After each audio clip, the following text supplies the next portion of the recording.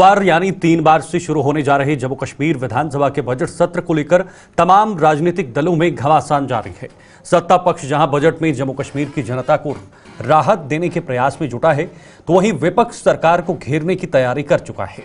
Budget सत्र के मद्देनजर बीजेपी के विधायकों के कटड़ा में जारी प्रशिक्षण शिविर का आज दूसरा व अंतिम दिन है और फाइनल सत्र को पार्टी के राष्ट्रीय अध्यक्ष जेपी नड्डा संबोधित करने जा रहे हैं। दूसरी ओर नेशनल कॉन्फ्रेंस और कांग्रेस का विधायक दल की बैठक भी कल यानी रविवार को बजट सत्र के मद्देनजर करने जा रहे हैं। तो जम्मू कश्मीर में बजट सत्र शुरू होना है, लेकिन उससे पहले इस वक्त घमासान लगातार जारी है। बीजेपी हो, कांग्रेस हो, नेशनल कॉन्फ्रेंस हो, पीडीपी हो या बाकी अन्य दल हों, वो अपनी अपनी जगह पर बैठकें कर रहे हैं। विशेष तौर पर भारतीय जनता पार्टी ने एक प्रशिक्षण शिविर को भी अंजाम दिया है। आज उसका आखिरी दिन है। विनोद कुमार जी, वरिष्ठ पत्रकार, इस खबर पर हमारे साथ ज्यादा जानकारी के लिए जुड़े हुए हैं। विनोद जी, पिछले कई दिनों से हम इसी बात पर चर्चा कर रहे हैं बजट सत्र को लेकर और हर पहलू पर बातचीत भी हुई है। आज चूंकि बीजेपी का जो प्रशिक्षण शिविर भी चल रहा है, आज उसका आखिरी दिन है, जेपी नड्डा वहां पर पहुंचेंगे। क्या लगता है इस प्रशिक्षण शिविर का एक जो आउटकम बीजेपी चाहती है या जो एक रणनीति चाहती है, क्या ये उसके अंदर प्लान पूरी तरह से तैयार किया गया है?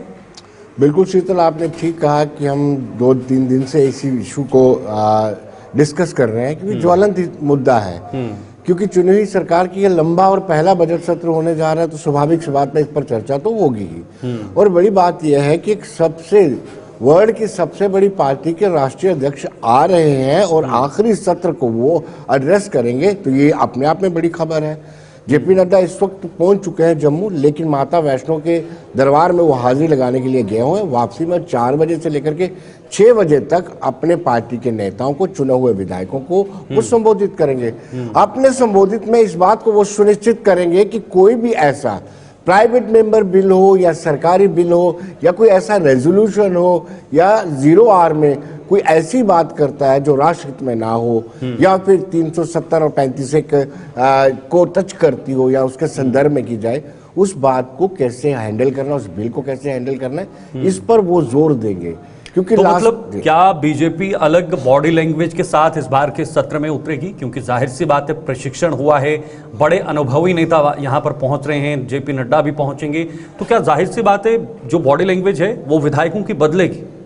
डेफिनेटली जब आपका चीफ आपके पास आता है, आपको डायरेक्ट करता है या आपको सुझाव देता है कि आपने इस तरीके से हाउस के अंदर कार्रवाई प्रोसीडिंग को काम करना है, तो स्वाभाविक सी बात है बॉडी लैंग्वेज बढ़ती है। दूसरी बड़ी बात है कि कुछ ऐसे लोग हैं, कुछ ऐसे विधायक हैं जो पहली मर्तबा जीत करके आए हैं। भारतीय जनता पार्टी की विचारधारा से उनका ताल्लुक नहीं था, अब आहिस्ता आहिस्ता भारतीय जनता पार्टी की विचारधारा को समझ रहे हैं। उनको कुछ अलग से टिप्स दिए जाएंगे कि कैसे आपने यहाँ पे हैंडल करना और किस तरीके के सदन की कार्रवाई को संचालित करना है।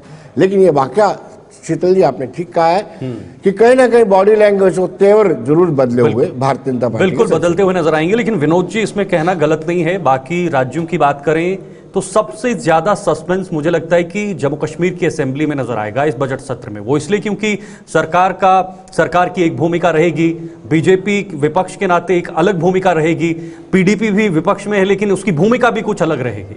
तो सबसे ज्यादा जो एक मिक्सचर है, सबसे ज्यादा जो सस्पेंस है, वो मुझे लगता है कि जम्मू कश्मीर की असेंबली में देखा जाएगा। बिल्कुल शीतल, आपने एक पार्टी का नाम नहीं लिया, कांग्रेस की भूमिका तो अजीबोगरीब रहेगी। हाँ, कांग्रेस ने मिलकर के चुनाव लड़ा और मात्र 6 सीटें जीती और चुनाव के दौरान ही उमर अब्दुल्ला ये कह रहे थे राहुल गांधी को जम्मू में कंसंट्रेट करना चाहिए, कश्मीर में नहीं आना चाहिए।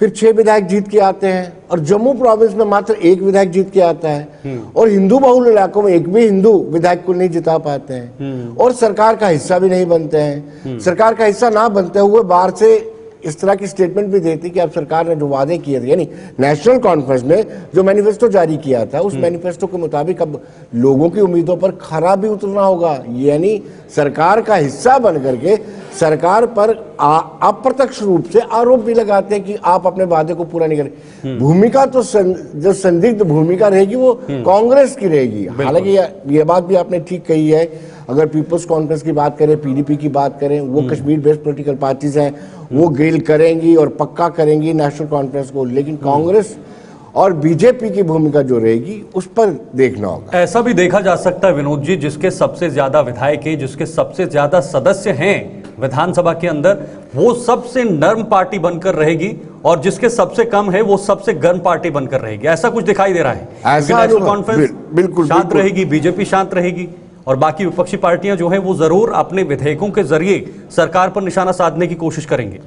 डेफिनेटली आप शीतल देखिए ना, अब पीडीपी के लिए खोने के लिए क्या है, 3 टोटल विधायक हैं, वो डेफिनेटली बात करेंगे कि आपने वोट मांगा 370 के लिए, अब 370 से यू टर्न करके आप सिर्फ स्टेटूट की बात कर रहे हैं। 3 विधायक हैं, उनके लिए खोने, उनके पास खोने के लिए कुछ भी नहीं है। जो भी उनको करना है वो पाना ही पाना है अपनी जमीन बनाने के लिए, तो वो खुलकर खेलेंगे, फ्रंट फुट पर आकर के सियासत खेलेंगे।